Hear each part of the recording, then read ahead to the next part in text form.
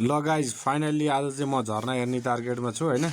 झरना देखाउन चाहन्छु हजुरहरूलाई। ल म चाहिँ बाइकमा चढेर मेरो छोरो र म चाहिँ बाइकमा हिँडिरहेको छौँ। अब झरना जाने बाटो कस्तो रहेछ हजुरहरूलाई राम्रोसँग देखाउँदै जान्छु है त गाइज।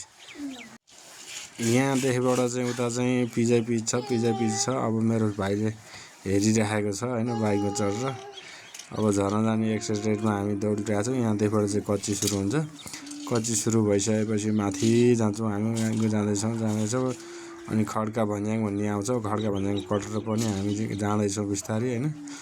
त्यसपछि सरर गएको छौँ। बाटोमा धुलो छारो त्यत्तिकै छँदैछ हैन। टिफरहरूले उडाइछन्। त्यसपछि झर्ना जाने बाटो चाहिँ यो हो। यहाँबाट हामी पुल क्रस भएर अब माथितिर जाँदैछौँ र फाइनल्ली बाइक रोकेर चाहिँ हामी अब यहाँबाट चाहिँ झरनातर्फ लागिरहेका छौँ है त गाइस। त्यसपछि सरर झरनामा जाँदैछौँ हामी। छोरी र मेरो छोरी र छोरो पनि झरनामा हिँडिरहेका छन् हैन, एक्साइटेड छन्। त्यसपछि भाइलाई बोकेर मेरो छोरीले बाटो हिँडिरहेछ भने पछाडिबाट मैले खिचिरहेको छु। त्यसपछि फाइनल्ली चाहिँ झरना नेरी आइपुग्न लागिसकेपछि चाहिँ मेरो छोरोले फेरि हिँड्न मन लागेको छ, फेरि हिँडिरहेछ। त्यसपछि चाहिँ हामी सर्लक्क फाइनल्ली है त गाइस, फाइनल्ली झरना नेरी पुग्न आँटिरहेका छौँ। भाइ तिमी कहाँ आएको?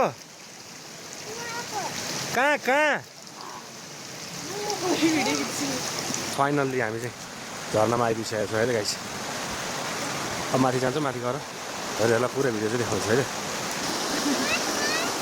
अहिले चाहिँ झरनाको हालत यस्तो रहेछ होइन, हजुरहरूलाई देखाउँछु।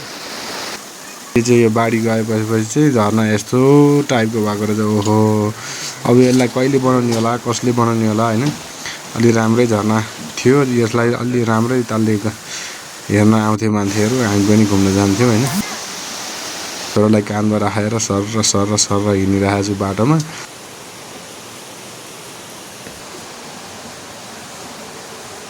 यस्तो काठको पुल तरेपछि हामी लगभग बाइक चढेर म पनि काठको पुलै तरिसकेको अनि बाइक टक्क चढेर होइन। त्यसपछि चाहिँ हामी सर घरतिर फर्केका छौँ है त गाइस। र तपाईँहरूलाई कस्तो लाग्यो यो भ्लगमा चाहिँ हेरेर कमेन्ट र सब्सक्राइब गर्न नभुल्नु होला। Thank you so much guys.